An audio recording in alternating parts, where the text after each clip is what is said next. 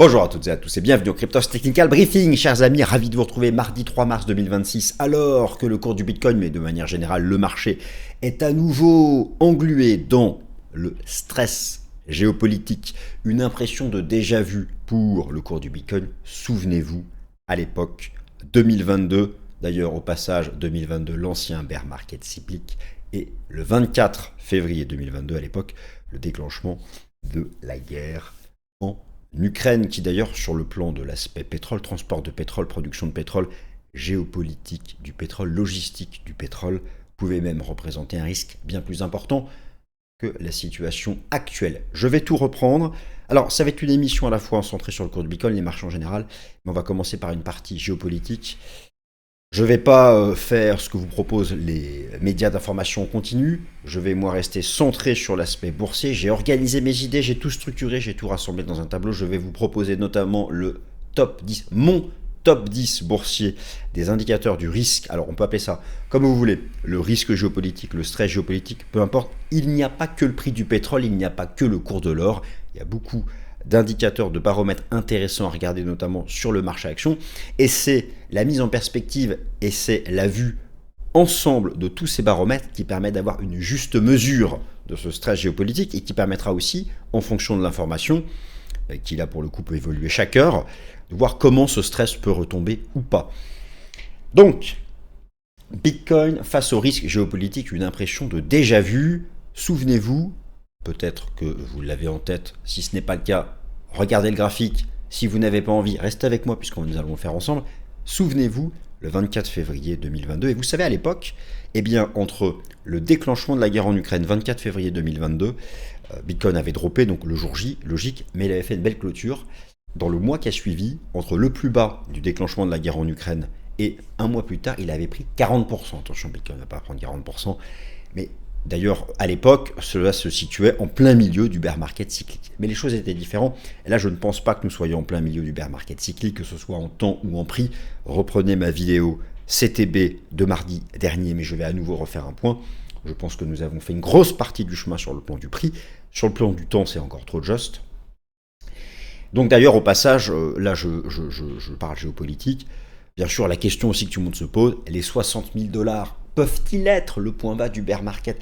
C'est possible selon certains aspects, c'est quand même peu probable. Franchement, je vous le dis, c'est quand même peu probable, à la fois sur le plan du prix et du temps. Alors, si le marché avait fait 50K, là, mon discours serait un peu différent. 60K. Alors, est-ce que c'est ça le piège de croire qu'il faut forcément aller à 45-50 pour bottomiser? Le piège du piège du piège du piège du piège. Alors, il y a des éléments, il y a des éléments techniques qui quand même pointent sur 60, on se dit que ça pourrait, mais je me dis quand même qu'il manque un dernier shakeout. Il manque un dernier shakeout. Donc, le plan de cette émission, première partie, détroit d'Ormuz. Alors, le détroit d'Ormuz, en 3 graphiques, il ne faut pas non plus... Alors attention, je minimise rien du tout. Vous savez, nous sommes au chaud dans notre salon, tranquillement, loin de cette guerre, mais tout de même, Ormuz, ce n'est pas 100% du commerce mondial de pétrole. Ce n'est même pas 50, ce n'est même pas 40, ni 30 d'ailleurs, ni 20. Alors, 20. Qu'est-ce que c'est 20? Oui, la région. La région. D'ailleurs, cette région rassemble l'essentiel des pays membres de l'OPEP. Mais pas tous. D'ailleurs, l'OPEP, elle, ce n'est pas non plus 50% de la production mondiale de pétrole. C'est autour de 27%. Retenez une chose simple. Je vais parler en pourcentage. Je pourrais parler en millions de barils jour. J'arrondis. La production mondiale de pétrole, c'est 100 millions de barils jour. Donc concrètement, lorsque l'on dit que l'OPEP représente 25 millions de barils jour, c'est 25% de la production mondiale de pétrole. Bon. Concrètement, j'arrive avec des cartes. Par le détroit d'Ormuz. Par le détroit d'Ormuz, donc tous les pays en fait qui sont autour de ce détroit représentent 20% effectivement de la production mondiale de pétrole. Voilà. Dont d'ailleurs 9% voire 10% uniquement pour l'Arabie Saoudite, en fait qui écrase tout. L'Iran à elle seule, c'est 2,5-3%, ce qui n'est pas grand-chose. C'est quand même quelque chose, mais c'est pas grand-chose. Donc on se dit, bon, alors finalement, y a-t-il vraiment disruption? Y a-t-il vraiment problématique sur la logistique du pétrole? Oui, quand même. Pourquoi? Parce que donc 20% de la production entoure le détroit, et c'est pas vraiment 20%. Parce que par le détroit ne transite que, entre guillemets, que 10% de cette production mondiale de pétrole. Pourquoi? Parce que dans les terres, il y a des pipelines qui permettent de contourner le détroit d'Ormuz. Donc au final, se trouve en jeu réellement bloqué là par la fermeture du détroit 10% de la production mondiale de pétrole. D'ailleurs, le pétrole a fait un gap haussier aussi de 10%. Bon, rien à voir, hein, toute proportion égale par ailleurs, mais ça n'a rien à voir. Mais peu importe, c'est quand même quelque chose, c'est important. D'autre part, la Chine, elle, et là c'est un chiffre plus important, la Chine importe 40% de son pétrole des pays qui entourent le golfe Persique, et donc qui transitent par le détroit d'Ormuz. Et là, c'est effectivement plus problématique quand on connaît la place de la Chine dans le commerce mondial, dans la croissance économique mondiale. Bien sûr que tous ces pays, notamment la Chine, ont des réserves, minimum 3 mois. Donc bon, là ce qui va compter c'est la durée. Mais on comprend que si cela devait durer des semaines et des semaines et des semaines et des semaines et que ça finit par faire ralentir l'économie chinoise, là, l'impact économique peut être largement plus important que les 10% de la production mondiale de pétrole qui transite par le détroit. Donc, voilà, il y aura une première partie avec 3 graphiques pour résumer en 2 secondes ce que je viens de vous dire. Ensuite, top 10 des indicateurs du risque géopolitique. Top 10, il y en aura pour le marché action, le marché obligataire, le marché d'échange, le marché des matières premières, et j'ai même des baromètres alternatifs qui mesurent le stress du commerce maritime, notamment le Baltic Dry Index, mais aussi un indicateur des containers qui est vraiment axé sur le commerce maritime chinois.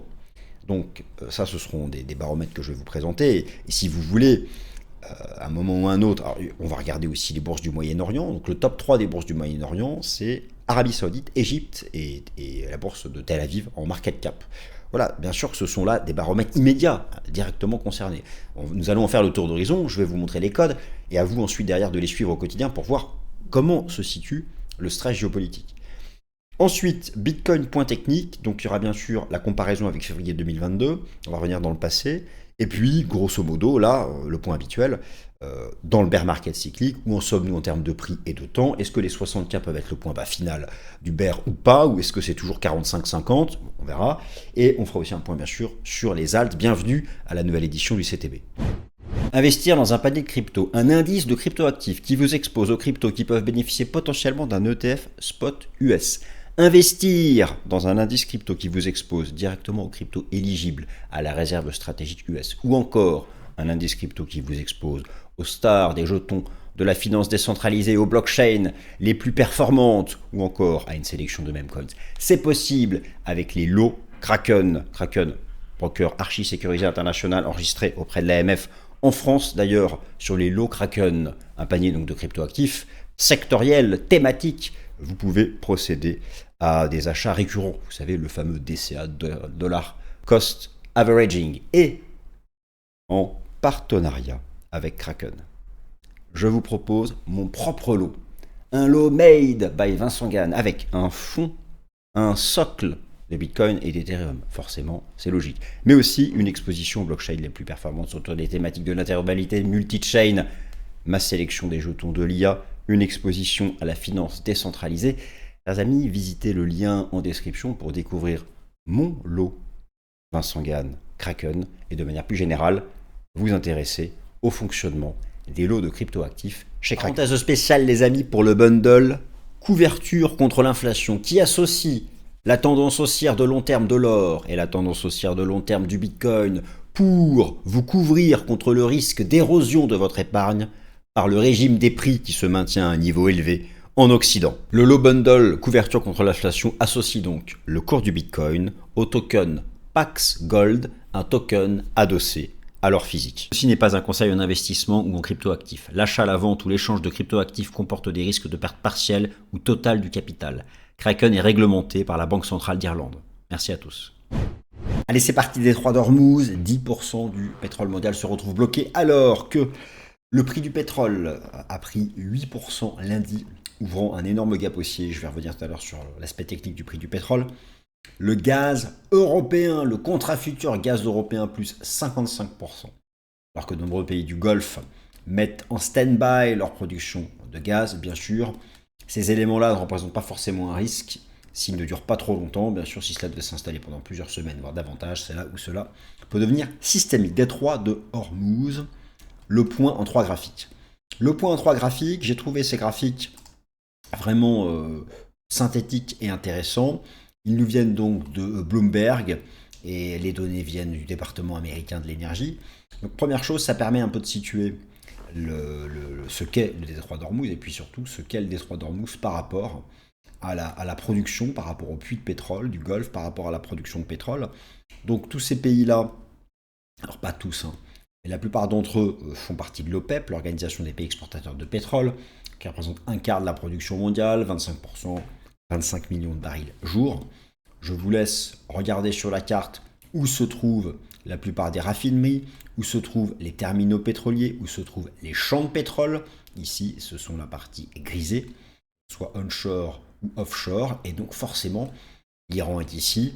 Vous avez tous les autres pays du Golfe, les Émirats arabes unis, l'Arabie saoudite, l'Irak, le sultanat d'Oman est ici. Vous savez, le sultanat d'Oman, Oman, c'est le pays de la diplomatie. Pour le coup, ça n'a pas vraiment fonctionné. Et donc ici, le tout petit détroit de Hormuz qui se retrouve fermé. Donc tout ce beau monde, toutes ces raffineries, tous ces terminaux pétroliers, tous ces champs de pétrole, c'est un quart de la production mondiale de pétrole. Forcément, si c'est bloqué ici, eh bien, on peut produire tout ce qu'on veut. Alors d'ailleurs, certaines usines sont mises à l'arrêt. Si ça ne sort pas, si ça ne traverse pas le détroit d'Ormuz, les choses peuvent se compliquer. Alors en réalité, la situation est donc différente, c'est ce que je vous disais en introduction. Deuxième graphique que je vais vous montrer sur la situation, il existe des possibilités de contourner le détroit d'Ormuz, Strait of Hormuz, qui se trouve ici via donc deux pipelines. Vous avez ici la version ouest qui permet de rejoindre la mer Rouge et la version est qui part des Émirats arabes unis et qui permet d'arriver directement dans le golfe d'Oman. La chose, c'est que lorsque vous regardez l'ensemble des raffineries, l'ensemble des puits de pétrole que je viens de vous montrer, et que vous les comparez à ces deux pipelines, alors qui certes ont un vrai rôle, malheureusement, ils ne sont pas capables, au grand maximum, au mieux, sont capables de transporter 50% de l'offre de pétrole qui sera produite ici. Donc, c'est faux de dire que 25% de la production de pétrole se retrouve contrainte, c'est vrai de dire que là, 10% de la production de pétrole va se retrouver bloquée, donc l'approvisionnement va se retrouver bloqué, et ce jusqu'à ce que la situation s'apaise et que le détroit de Hormuz soit à nouveau ouvert. Et il y a un autre aspect des choses aussi, ce qu'il faut voir, c'est que même si le détroit devait être ouvert, il faut vraiment que la situation géopolitique soit apaisée, puisque pour que les navires soient affrétés, pour que les navires reçoivent l'autorisation d'avancer, il faut pour ça qu'ils soient assurés, et là les primes d'assurance ont explosé, donc pas de transport, tant que les prix des assurances, un bateau avant de partir, forcément on assure sa cargaison, reviennent à la normale, et pour ça il faut vraiment un apaisement géopolitique. Donc vous voyez, les choses pourront prendre un certain nombre de temps. Troisième graphique à vous montrer sur ce sujet, puisque donc effectivement le détroit d'Ormuz, là vous avez donc 10% de la production qui se retrouve bloquée, vous avez donc les deux pipelines que je vous ai montrés qui permettent d'en sauver 10%, mais il y a un vrai sujet, il est le fait que vous avez 40% du pétrole ici qui est produit, donc qui transite par les détroits d'Ormuz, qui est à destination de la Chine et de l'Inde.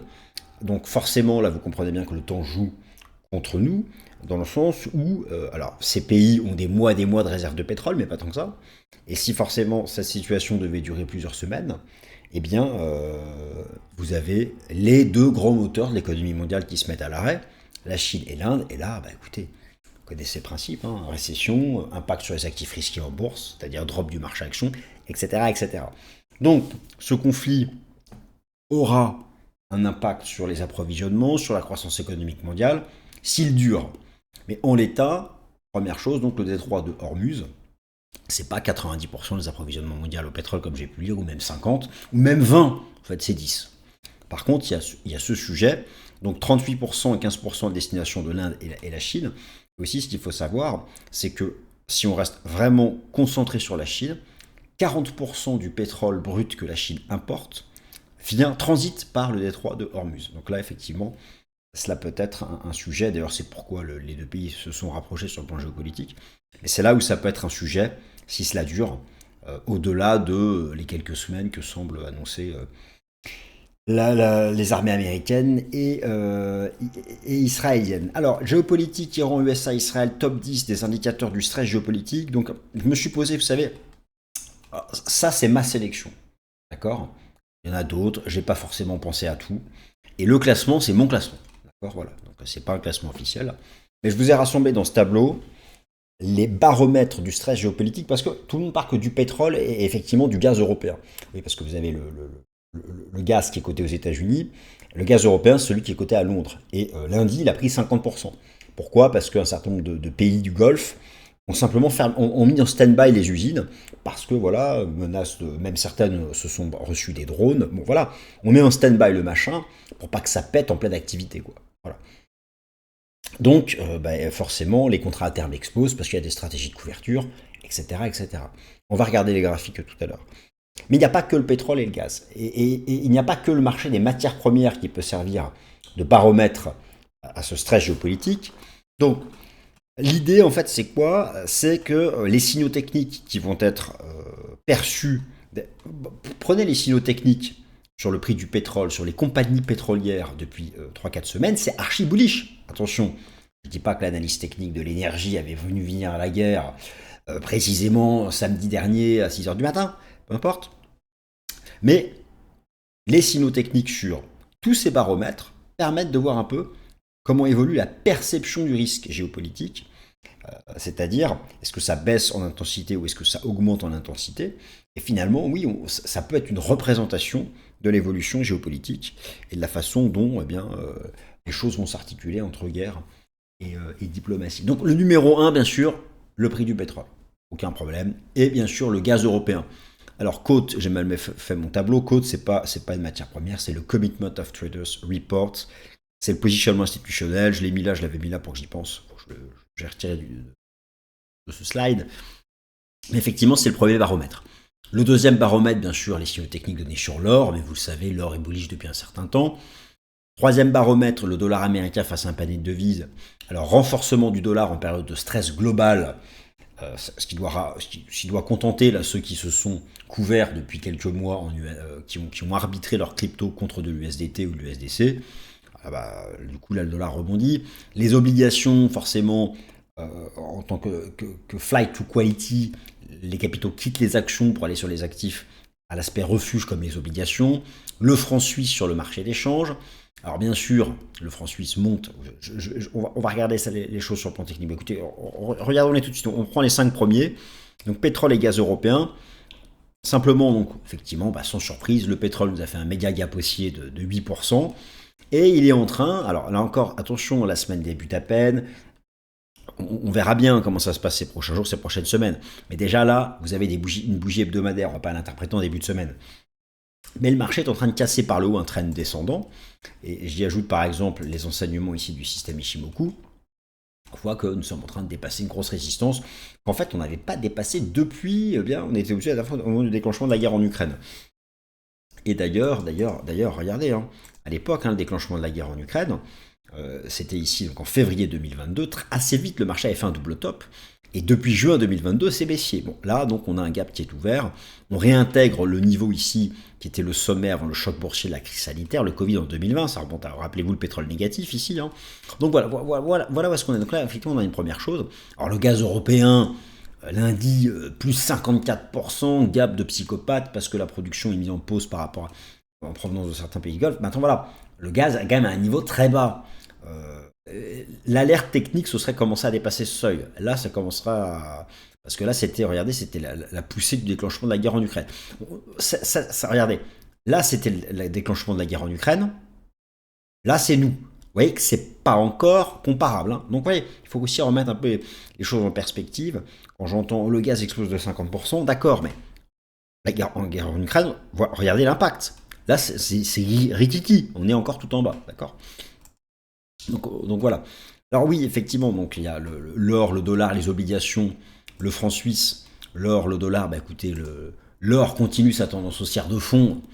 Rien de nouveau, il n'a pas attendu cette campagne militaire pour commencer. L'argent, le cours de l'argent, c'est la même chose. Lorsque vous regardez sur le marché d'échange, le franc suisse index, lui, de toute façon, est haussier depuis un certain temps. Le franc suisse index est haussier depuis un certain temps, mais c'est surtout le dollar américain face à un panier de devises. Alors lui qui pump, effectivement, lorsqu'il y a un vrai risque pour l'économie mondiale, que le marché commence à percevoir ça comme ça, c'est-à-dire risque pour la croissance, risque pour le commerce, risque pour les approvisionnements. Le dollar réactive son aspect refuge historique. Bon, finalement, le DXY remonte, l'euro-dollar et le GBP USD baissent. Voilà. Bon. Alors, encore une fois, on est dans une situation différente par rapport aux anciens bear markets où le dollar avait donné des signaux fortement bullish avant. Mais là, effectivement, finalement, ça ramène le dollar à l'équilibre depuis le printemps dernier.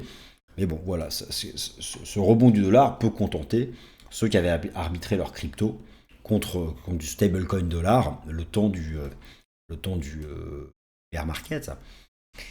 Alors, il y a plein d'autres baromètres du risque. Par exemple, la bourse de Shanghai. Pourquoi? Parce que la Chine dépend énormément du pétrole qui transite par Hormuz. Donc, les signaux techniques que vont donner Shanghai, Shenzhen, Hong Kong vont compter. Ensuite, je continue dans mes baromètres de risque. Vous avez donc sur le marché action. Alors, sur le marché action, j'ai sélectionné 3 secteurs. J'ai sélectionné le secteur de la défense et les compagnies pétrolières. Pourquoi? Parce que là, dans la phase de guerre initiale, l'énergie s'envole, les commandes à l'industrie de la défense explosent, ça pump. Ah, pour le coup, vous avez dans votre portefeuille, je vais vous montrer les leaders de la défense américains, allemands, français, européens, ou les compagnies pétrolières, vous en avez, là vous êtes tous contents. Au contraire, le secteur qui drop sont les compagnies aériennes. Parce que les compagnies, les aéroports ont fermé, les compagnies ne desservent plus la région. Voilà, mais vous savez, dans ce type de début de conflit, il faut essayer d'attraper ce qui va rebondir quand la paix va se profiler. Typiquement, les compagnies aériennes. Là, vous avez les Air France, les Lufthansa, les American Airlines, les Delta Airlines, tout ça, ça drop. Surtout les compagnies européennes qui desservent la région, Air France, Lufthansa. Mais ça, attendez quelques jours, ça se paye. Et dès que la paix va se profiler, ça va repumper à fond. Au contraire, les compagnies pétrolières et les acteurs de la défense qui la pumpent, quand la paix va se profiler, ça va redropper. Ils ont une tendance de fond haussière, parce qu'il y a tellement de conflits potentiels. On va les regarder ensemble. Je vais vous les montrer, vous allez voir. Les tendances sont incroyables. Donc là, moi, je me suis fait tout un... Donc les obligations, oui. J'ai mis les obligations, donc ici en 4e position, parce que c'est fight to quality. Regardez, donc d'ailleurs, les obligations, je prends l'exemple de l'obligation américaine à 20 ans, on est vraiment en zone basse tout en bas. Donc effectivement, c'est pas déconnant de se diversifier. Voilà, le rebond a déjà commencé, mais là on voit que effectivement le début de la campagne de bombardement pousse un peu plus haut donc le prix des obligations, mais qui sont encore sur des niveaux bas parce que les taux d'intérêt sont quand même relativement élevés. Alors, donc oui, regardez la tendance des acteurs de l'armement. Un des leaders américains de l'armement, Lockheed Martin, bon, en mensuel, en weekly, en daily, vous voyez que ce sont des tendances haussières déjà bien actives, qui parfois ça retrace quand il y a une petite pause géopolitique, mais ça ne cesse de monter. Je vais vous en montrer d'autres, regardez. Ça, c'est Rheinmetall. C'est une des plus grosses entreprises du DAX, l'indice allemand. Ici, vous avez le leader coté en bourse de l'industrie de la défense allemande. En plus, l'Allemagne, qui se reconstitue une armée de psychopathes. Bon, voilà, tout ça, bon, vous voyez que ce sont des tendances haussières. Et là c'est une phase de range, mais effectivement, dans les phases de... Regardez, je vous montre ici, tout un tas d'acteurs américains et européens de la défense, General Dynamics Corporations, qui font plus d'eau aux États-Unis, RTX Corporation, regardez ça, on croirait des shitcoins, on croirait des cryptos. Voilà, regardez, en bourse, l'anglais BAE System, plus 5 encore. C'est plus beau que n'importe quel crypto, je veux dire, bon, Leonardo, Dassault Aviation, prenons les françaises, est-ce que je l'ai mis, Safran, voilà, regardez Safran, regardez Thales, bon, vous voyez, globalement, ce sont des tendances haussières déjà bien actives, qui n'ont pas entendu le déclenchement de la guerre pour avancer. Alors, vous avez aussi les compagnies pétrolières, Shell plus 3,50 lundi, Total plus 4, regardez Total. Ça fait maintenant, depuis le début de l'année, que l'analyse technique de l'action totale dit, bon, il va se passer ça pue sur le plan géopolitique. Voilà.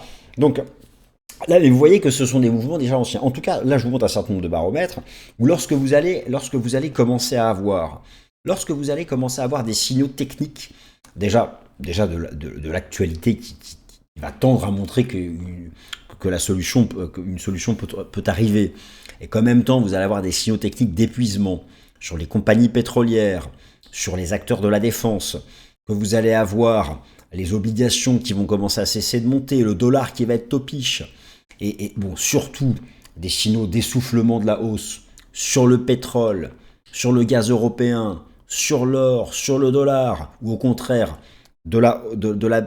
sur les obligations aussi, sur le franc suisse, ou au contraire, donc pour le S&P 500 bien sûr, c'est l'indice de référence de la finance occidentale, le S&P 500. La bourse de Shanghai, pareil, là elle est sous pression parce que le détroit d'Ormuz est bloqué, mais il faut l'intégrer dans la réflexion technique. Et au contraire, les compagnies aériennes. Alors, en début de conflit, les compagnies aériennes drop. Je vais vous montrer. Là, c'est pareil. Moi, je dis à chaque conflit, il faut payer des compagnies aériennes. Vous attendez quelques jours parce que ça se reprend toujours. Ça finit toujours par se reprendre. Air France moins 8. Air France moins 8, Lufthansa moins 6. Air France moins 8, Lufthansa. En plus, Air France, elle est vraiment tout en bas, elle. Elle nous fait presque une fin de bear market. Attendez, je dis pas acheter Air France aujourd'hui, faites ce que vous voulez, mais elle nous fait sa fin de bear market, sa latéralisation. Et là, elle commençait à vouloir se reprendre. Il y a un conflit qui arrive, mais ses fondamentaux s'améliorent. Là, Air France, ça redrop, parce que il y a plein de vols qui sont annulés, et ça peut durer plusieurs jours. Elles sont sous pression, elles sont en risque d'assurance aussi.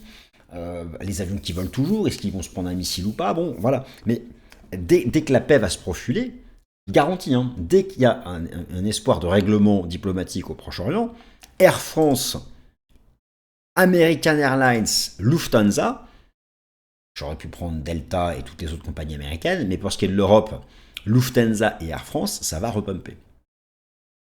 Donc des baromètres du risque, il y en a quand même un certain nombre.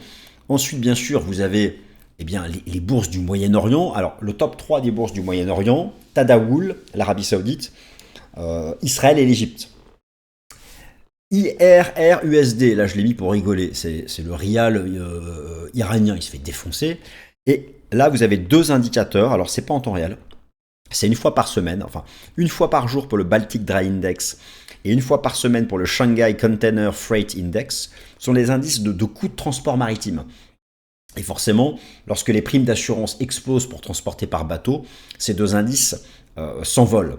Et alors pour l'instant, c'est pas vraiment le cas, mais si ça dure, si le commerce maritime commence à être perturbé, ces deux indices-là vont commencer à fortement pumper. Pour l'instant, c'est haussier, le Baltic Dry Index. Vous avez aussi donc ça c'est chinois, le Container Freight Index de Shanghai qui commence à repartir un peu à la hausse, mais voilà, on sommes qu'au premier jour. Pour l'instant, ça reste assez léger. Donc voilà, il y a quand même beaucoup de baromètres. Attendez, je vais vous montrer la devise iranienne. La devise iranienne, je vais la mettre ici en cours de clôture, qui perd 27%, donc le rial iranien. Alors lui, va-t-il se reprendre avec la fin du conflit? Pas sûr. En tout cas, bon, voilà, j'ai mis dans mes baromètres du risque qu'il faut suivre. Et les bourses du Moyen-Orient aussi, c'est intéressant de les suivre. Alors notamment, je pense que... Alors vous allez voir que c'est la bourse d'Israël. La bourse d'Israël, elle pump. Elle est partie en pump, parce que forcément, pour eux, à terme, c'est un risque systémique en moins. Vous avez ici l'indice de la bourse d'Israël. Regardez l'indice TA35. Ça, c'est la bourse d'Israël, de Tel Aviv. Le truc est méga bullish à mesure que le risque nucléaire contre Israël s'écarterait. Par contre, voilà, l'indice phare de la bourse d'Égypte, ou encore là, l'indice phare de la bourse d'Arabie Saoudite, on voit que le déclenchement du conflit a un impact baissier. Et là, c'est pareil, si la situation commence à s'apaiser, eh bien, notamment la bourse d'Arabie Saoudite, Tadawul, donc, avec notamment Aramco, l'énorme compagnie pétrolière saoudienne, qui est dans le top 10 des market cap du monde, qui va commencer à se reprendre. Voilà, donc vous voyez, des baromètres, il n'en manque pas. Il faut en avoir un suivi panoramique. Et si vous commencez à avoir, des signaux techniques d'apaisement sur ce qui est soutenu par le conflit, et au contraire des signaux techniques plutôt de stabilisation, rebond sur ces actifs qui ont souffert du début du conflit, voilà, vous allez avoir à un stade précoce des indications géopolitiques, bon, un peu comme le comportement du pétrole et des compagnies pétrolières depuis maintenant quelques semaines. Bitcoin et stress géopolitique, une impression de déjà-vu, chers amis. Revenons un peu dans le passé, à l'époque. 24 février 2022, déclenchement de la guerre en Ukraine. Check-out sur le cours du Bitcoin, je crois, moins 10% en séance pour finalement clôturer tout en haut et réaliser une reprise jusqu'à un point haut de Dead Cat Bounce à l'époque, rebond du chat mort qui avait été fait sur février-mars 2022 avant que derrière le bear market se déploie. Mais la reprise avait été intéressante et je me souviens très bien à l'époque les différents articles qui passaient sur la thématique crypto disant voilà, Bitcoin valeur refuge. Bitcoin faisait peut-être même mieux que l'or, je crois, à l'époque. Bon, finalement, cela n'avait fait que rythmer le bear market du BTC. Mais encore une fois, je pense que nous sommes bien plus loin, bien plus avancés en termes de prix dans le bear que fut à l'époque la situation en février 2022. Bon, revenons dans le passé. Je suis sur la plateforme Kraken Pro. Je vais aller voir mon graphique en données hebdomadaires. Donc, vous avez sous les yeux les bougies japonaises du cours du Bitcoin, bougies japonaises en données hebdomadaires. Alors au passage, mais nous allons en parler, notez que dans les différents baromètres qui permettent d'envisager la fin du bear en comparant avec le passé, dans les indicateurs de momentum, regardez où est revenu l'indicateur technique RSI en données hebdomadaires. Là, vous avez ici les bottoms du bear market de 2014 et le bottom du bear market de 2018. Nous sommes déjà en dessous. Voilà le bottom du RSI weekly du bear market de 2022, où en fait le vrai bottom avait été fait, regardez à l'époque, en juin 2022, mais il avait fallu 6 mois de latéralisation et une divergence pour finalement repartir. Sommes-nous déjà dans cette phase de latéralisation ? En fait, la question c'est, est-ce que le marché a démarré sur 60K sa latéralisation ou est-ce qu'il manque le dernier shakeout à 45-50 ? Ça, on va pas arrêter de se la poser. Je pense, moi, que c'est plutôt l'option 2. Mais bon, si je pense ça, peut-être que le marché, justement, fera le contraire. Bon, revenons à notre sujet. Vous avez donc sous les yeux les bougies japonaises en données hebdomadaires du cours du Bitcoin. Et donc, effectivement, une impression de déjà-vu. C'est intéressant de voir ce qui s'était passé à l'époque. Donc, cette fois-ci, je vous affiche les bougies japonaises en données journalières du cours du Bitcoin. Voilà exactement, regardez, je zoome. Ici, la séance je crois que c'était un lundi, ou je sais plus, peut-être un mardi, peu importe, le 24 février 2022, jour J du déclenchement de la guerre en Ukraine. Déjà, la bougie japonaise du cours du Bitcoin avait été intéressante, puisque dans un premier temps, le marché avait droppé. Ici, on devait être en baisse de 10%, pour finalement clôturer en hausse. Et entre le 24 février et le 29 mars, donc dans les 5 semaines qui ont suivi, entre le 24 février 2022 et le 29 mars, le cours du Bitcoin avait pris 40%. Mais ce fut à l'époque dans le cadre d'un rebond du chat mort, d'un dead cat bounce, d'une phase en fait de latéralisation. Je vous remontre ça, à nouveau en données hebdomadaires. C'était cette phase de latéralisation, ici, vague A, vague B, vague C, et nous étions en fait dans la vague B. La chose c'est que là, nous sommes déjà dans la vague C. Nous sommes sortis par le bas déjà depuis un certain temps de cette latéralisation. Donc, la situation est un peu différente. Mais en tout cas, c'est vrai qu'à l'époque, eh bien, le comportement du BTC avait surpris et finalement avait pu avoir un aspect refuge à l'image des baromètres, de certains baromètres du risque à l'aspect défensif comme le franc suisse et l'or. Alors, est-ce que la situation sera la même ? Là, franchement, rien n'est comparable, ni à la fois en termes de timing, ni en termes de prix. Peut-être le point de comparaison qu'on peut faire, c'est en ce qui concerne les perturbations sur le transport de pétrole. Et encore, la situation est différente. Mais en tout cas, à l'époque, Bitcoin avait pris 40% dans les 5 semaines qui ont suivi le déclenchement de la guerre en Ukraine. Bitcoin, 60 000 $. Bitcoin, 60 000 $. Est-ce le point bas du bear market ? Écoutez, rien ne l'indique. Rien ne l'indique. Rien ne l'indique, à la fois en prix et en temps. Alors, rien ne l'indique. Oui et non. La chose, c'est que je peux pas. Je pense qu'il manque toujours moi un dernier drop. Nous ne sommes pas encore entrés, si vous faites par exemple la comparaison donc avec l'ancien bear market. Vous voyez, je nous situerais entre ici et ici. Là avait démarré la phase de latéralisation. Je pense qu'il manque encore au minimum aller retester le 61,8 de retracement de l'ancien bull run à 57 000. Je pense que d'un point de vue de retracement, il manque ça. Alors, effectivement, vous regardez le RSI Weekly, on est même déjà en dessous des niveaux de la fin du bear market de décembre 2014 ou encore ici de décembre de 2018. On arrive au niveau du RSI ici de l'ancien bear market. Effectivement, alors le LMACD nous dit que non. Lorsque vous regardez le coût de production par Bitcoin, alors nous sommes dans la zone, dans la fourchette, ici dans l'intervalle, et on voit que l'ancien bear market s'était terminé là, mais les autres bear markets, il avait fallu faire une phase de latéralisation en dessous, ou ici un double bottom, des mèches au moins. Je pense qu'il manque encore ça. Mais bon, effectivement, là, certains peut-être commencent à DCA parce que nous sommes revenus dans la fourchette du coût de production. Ça me paraît un peu tôt que ce soit sur le plan de l'ATH drawdown. Vous voyez, on n'est pas loin d'entrer dans la zone de DCA, mais je pense qu'on n'y est pas encore tout à fait. D'un point de vue temporel, on n'y est pas. 148 jours de bear. Vous voyez, les bears du passé duraient beaucoup plus longtemps. Et le début de la phase d'accumulation, même l'ancien, c'était plutôt 220 jours. Alors, oui, le tout premier bear market avant le premier halving, lui, on est dans les standards de fin de la baisse. Mais bon, il n'y avait pas eu le halving, on n'avait même pas eu le premier halving à ce moment-là. Donc, sur le plan temporel, ça me paraît encore un peu short. Sur le plan, par exemple, ici, des moyennes mobiles exponentielles, vous voyez, on est peut-être pas loin, mais je pense qu'il manque encore. La phase d'accumulation se fait sous la moyenne mobile exponentielle à 200. C'est vrai qu'on est en dessous, mais on est à peine en dessous, et j'arrête pas de me dire qu'on finira par aller chercher cette trendline, en fait. Et encore une fois, il y a tellement tout qui converge entre 48 et 55. Je me dis que c'est vous voyez, bon, la DCE box mettrait ça, voilà.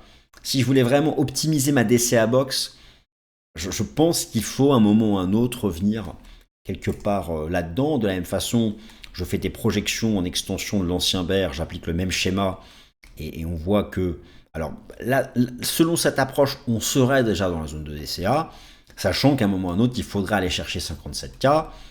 D'ailleurs, le quantile modèle, lui, nous dit toujours que c'est 54K, le niveau qui sera allé chercher. Le quantile modèle qui a une approche physique, une approche mathématique, qui d'ailleurs, lui, nous dit que, le quantile modèle nous dit qu'en fin d'année, on a une très forte probabilité d'être déjà à 100K. Donc c'est pour ça, moi, j'arrête pas de penser que la phase d'accumulation, on va la commencer pour moi au second semestre. Donc second semestre, hein, vous avez compris, c'est à partir de mai-juin. Bon, à partir de là, moi je pense qu'effectivement le bottom final sera fait avant octobre 2026, bien avant. Probablement 3-4 mois avant les élections de mi-mandat US. Et je pense que à Noël, on est à 100K. Voilà. Donc oui, je pense qu'à Noël, on est à 100K. Alors vous allez vous dire, bah si Vincent, alors après faites ce que vous voulez, vous n'êtes pas obligé de me suivre, mais du coup, si à Noël, on est à 100K et que là, on est à 65, du coup, je peux payer, oui, d'accord. Mais en même temps, bon, si on va quand même chercher 45-55, est-ce que ça vaut pas le coup quand même d'attendre le dernier drop avant de commencer à louer ses fonds? J'ai pas la réponse, hein, mais vous voyez, un peu. Moi, je suis encore en stand-by. Une petite personnelle. Pas me planter, mais je suis encore en stand-by, pas pêché par gourmandise de stand-byise, mais voilà, ça me paraît encore un peu short pour dire que voilà, le moment serait venu de commencer à vouloir desserrer le frein à main, si vous voulez, du DCA. J'attendrai encore un peu. Voilà, alors bon, bah, les alts, que je vous dise, les alts suivent un peu tout ce schmilblick. Les alts, je pense qu'il manque encore, pareil, un petit coup de pression, même si globalement, certaines commencent à surperformer, parce que la dominance de Bitcoin reste en situation technique de drop tant qu'elle se maintient sous les 60%. C'est vrai que le ratio altcoin sur Bitcoin, maintenant, il est flat et même légèrement haussier ces dernières semaines. Vous avez cette énorme résistance sur le RSI de la market cap de l'USDT qui n'est pas très loin, mais qui autorise encore un dernier pump. Donc c'est ça qui peut être le dernier drop de Bitcoin pour qu'on puisse rentrer. dans ce qui sera à ce moment-là une phase, une phase intéressante. Et puis pour les autres, rien n'a changé. Pour OTA, j'estime toujours que la zone vraiment d'entrée en DCA, elle est plutôt comprise entre 1400 et 1700, au risque d'être trop gourmand. J'estime que pour le BNB, c'est pas si loin, mais ce serait davantage entre 490 et 550. Alors le sol, c'est vrai qu'on a fait le 78,6, et j'aurais tendance à dire, au risque d'être trop gourmand, que ce serait davantage entre les 50 et les 70. Alors le NIR, on peut se poser la question, bah ça y est, on est presque, on est revenu sur le bottom d'octobre, est-ce que c'est le moment? Mais regardez un truc, rappelez-vous, je vous ai fait tout un topo sur la différence entre le jeton et la market cap à cause de la tokenomics. Ben, regardez la market cap de NIR. Là, je vous montre pas le jeton NIR, je vous montre la market cap de NIR. Je tiens compte de l'émission de jetons régulière. C'est peut-être encore le plus bas historique. C'est un poil plus bas. Vous voyez, ce serait plutôt entre 900 millions et 1 milliard de market cap. On est à 1,5 milliard. Bon, alors après, vous allez me dire, bon, Vincent, quand même, tu regardes la market cap de NIR. Moi, franchement, achetez-la. Si l'idée, c'est que ça continue de faire des oscillations comme ça, j'achète à 1,5 milliard, je vise un rebond au prochain cycle à 10 milliards, je fais x6, x5, c'est cool. Oui, c'est vrai, et pas faux. Mais le gourmand que je suis dirait, bon, j'aimerais bien avoir au moins un drop sous 1 milliard de market cap pour vraiment optimiser mon entrée. Alors, c'est pas le jeton NIR, c'est sa market cap, hein, mais vous voyez qu'il y a une petite différence avec, avec l'analyse technique du jeton NIR. Voilà, chers amis, j'en dirai pas davantage, j'ai déjà trop causé. Merci à toutes et à tous de votre attention. Bitcoin face au stress géopolitique.